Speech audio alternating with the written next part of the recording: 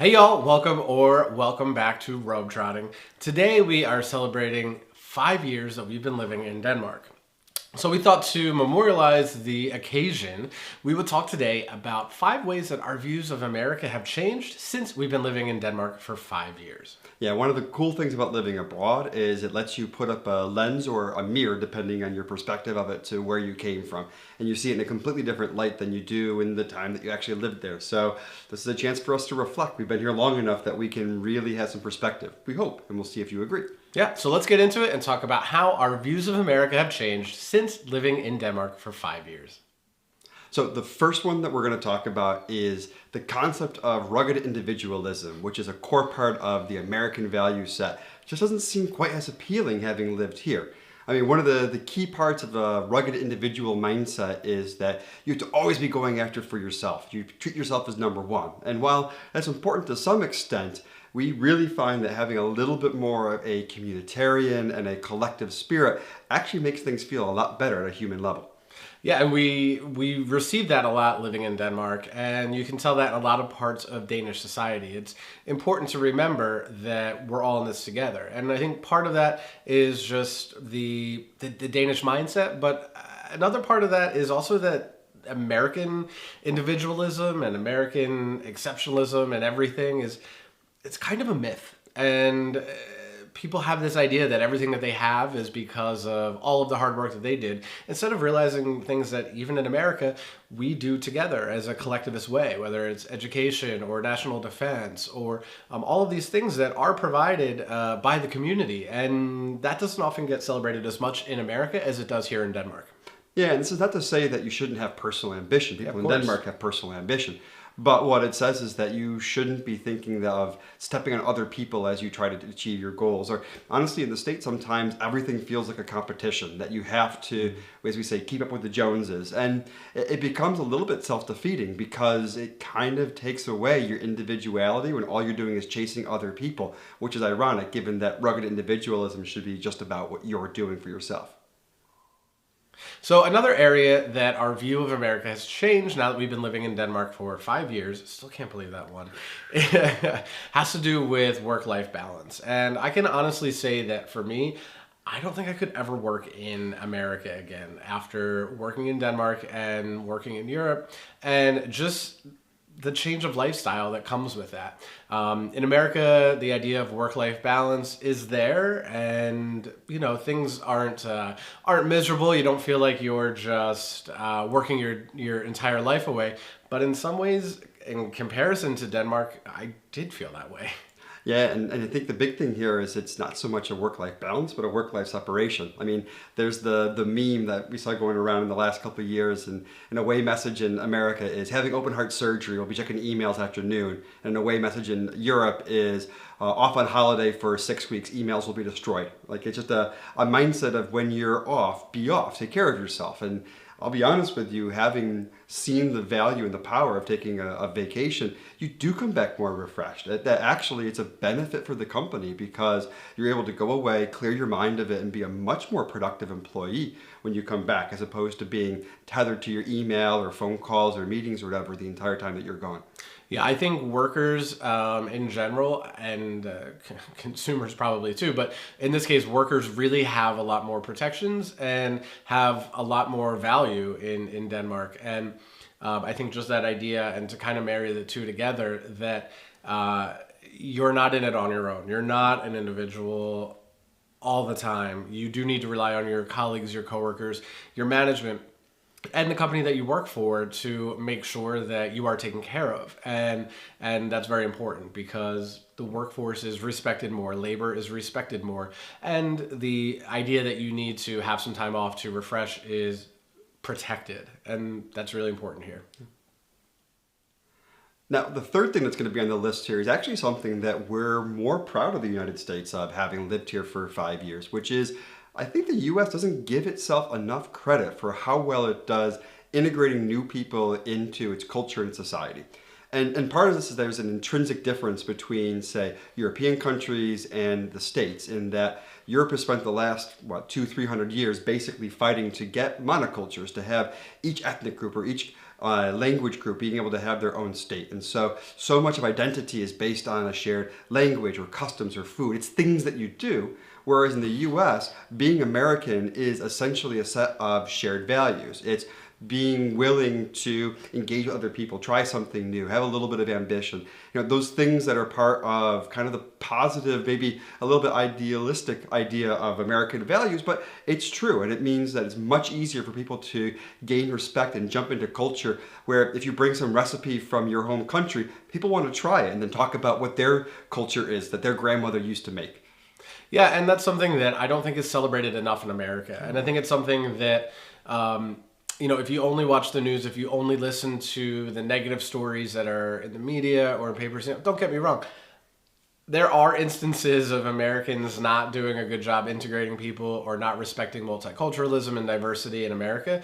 But overall, we do such a good job at respecting culture, integrating culture, and having a pluralistic society and celebrating multiculturalism. We really do. And, I just think that now that I look back at America after 5 years of living in Denmark, I really appreciate and miss that effort that is made to celebrate other cultures in America. And I think part of that is just because there are so many other cultures and they don't necessarily threaten American culture because America has always been a multicultural society from the beginning. And there are a lot of negative aspects and stories, and the history of America has over and over again forced us to reckon with different culture clashes and some very negative experiences. But overall, in day-to-day society, those things, that multiculturalism and that way that we integrate people into the American fabric is really beautiful. And overall, I think is something that we now reflect on differently.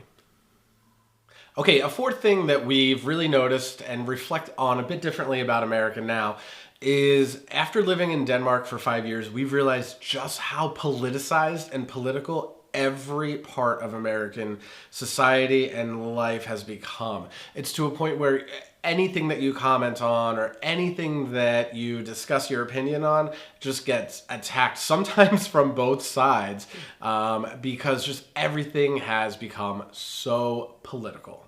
Yeah, and I think it's almost like where your political identity has become like a football team. And what it means is that they are your side, right or wrong, and you don't care about the people as long as they're wearing the right jersey on a given day. And it's in some ways, I think it's really dumbed down American society as well, because it means that because your identity is tied to whatever team that you're on, Team Red or Team Blue, it means that you just feel like you have to pick up all these other ideological bents that maybe you don't agree with. I mean, it means that if you're on Team Blue, that you're a Democrat or you're on the left, that you have to suddenly you find yourself thinking about, oh, maybe I hate cops, or maybe I have to be against police, when as opposed to having some nuanced view on this. Or on the right, you have to basically think that climate change is evil and everybody should just eat meat because vegetables are stupid. Like, it's dumb little things that just pervade culture in a way that if people step back away from kind of their rah-rah for the team that they're supporting, they'd have a little bit more nuance and perspective towards. So are you saying that I could appreciate a conservative tax plan and also eat cauliflower? Absolutely. Yeah. It seems so silly, but honestly, that's the way that it's become in the U.S., to where if you have support one person or one party, you have to adopt all of the things that go along with it. And it's just become a situation where there's no nuance. And really, when it comes down to it, okay, maybe cauliflower is a bad example, but there are a lot of things that bring people together on all sides of politics. And I really appreciate how in Denmark, politics are a bit more personal. And even though you may have political views, it's respected by others. And you can have a healthy debate. Even sometimes there's things that we'll talk about on our channel. Like, we could literally just have a fact saying something like the Danish work week by law is shorter than the American work week. And we'll get called leftists. And it's like, it's a fact. Yeah. It's literally a fact. And yeah, I don't know, maybe, fine. I'm a leftist because I enjoy having more rights at work. And if you want to be a true center-right American, then go work 80 hours this week. I don't care. You're not hurting me. But really, if you can't just watch a video and enjoy some dialogue, it can be really difficult to be living your life on angry all the time. And the fifth thing that we kind of realize about America, having lived in Denmark for 5 years, is freedom isn't just an American concept. I mean, this is something that when you grow up in the US, you're just kind of infused with the idea that there's no person on the face of the earth that's more free than an American. And I think one of the really interesting things that we've seen as we've come over here is that freedom comes in many, many different forms. And in a lot of ways, people in Denmark, I could argue, are more free than people are in the States.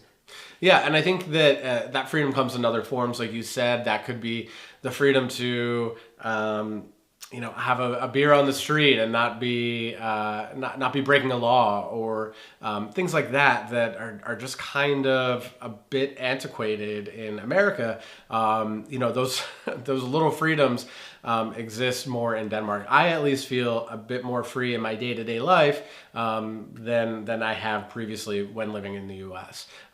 It can also just mean that you have more freedom to economic freedom.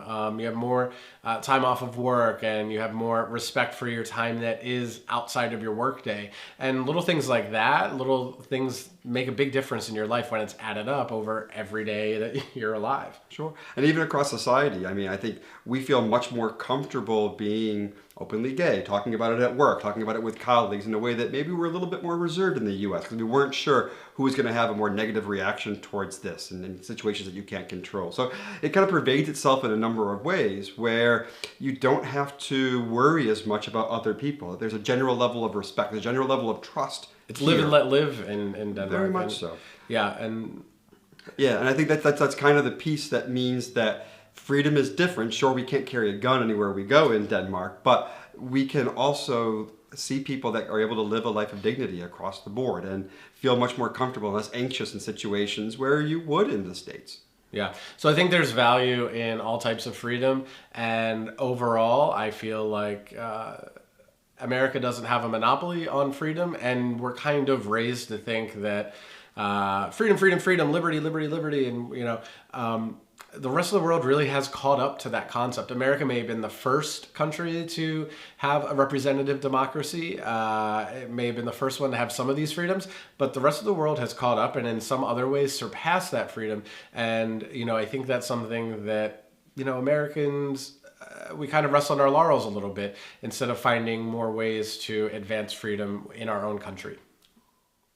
Thank you guys so much for watching. We hope that you enjoyed kind of doing a little bit of reflection with us as we've thought about what it's been like living in Denmark for 5 years and how that's changed our views and our opinions on America and American culture in that time. So again, if there's anything that you think we missed or you want to add onto the conversation, be sure to leave some comments below. Make sure you like the video so that we know that you had a good time with this one, and subscribe and hit the bell so you can make sure that you see new videos when they come out each week. Thanks for watching, everybody. Hi. Bye.